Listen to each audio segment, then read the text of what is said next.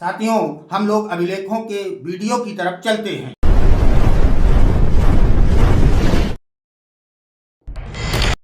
साथियों नमस्कार।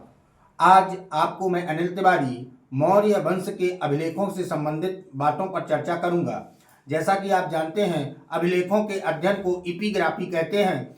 मौर्य वंश में चंद्रगुप्त मौर्य के समय दो ऐसे अभिलेखों की चर्चा की गई है जिससे यह आभास होता है कि अकाल के समय लोगों को अकाल राहत के रूप में अनाज दिया जाता था। उन दो अभिलेखों में पहला अभिलेख सोहगोरा अभिलेख जो गोरखपुर में है और महास्थान अभिलेख जो बांग्लादेश के बोगरा जिले में स्थित है।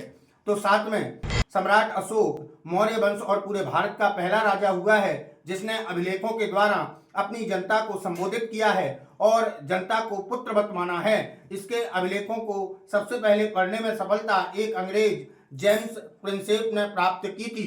तो अभिलेखों के साथ साथ यहाँ पर तीसरे पॉइंट के रूप में रुद्रदामन का जूनागढ़ अभिलेख, जहां पर सुदर्शन झील का भी निर्माण किया गया है।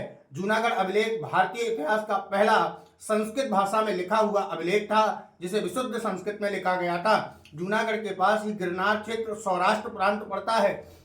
तो कहा जाता है कि सुदर्शन झील, जिससे पेयजल की पूर्ति और सिंचाई के लिए जल उपलब्ध होता था, सुदर्शन झील का पहली बार निर्माण चंद्रगुप्त मौर्य के राज्यपाल पुष्यगुप्त वैश्य ने किया। तो कहा जाता है रुद्रदामन के समय सुविशाख ने इसका पुनर्निर्माण किया। अशोक के समय तुषास्फ नाम के एक राज्यपाल ने पुनर्निर्माण किया। तो स्कंदगुप्त के समय पर्णदत्त के पुत्र चक्रपालित ने सुदर्शन झील का निर्माण किया है।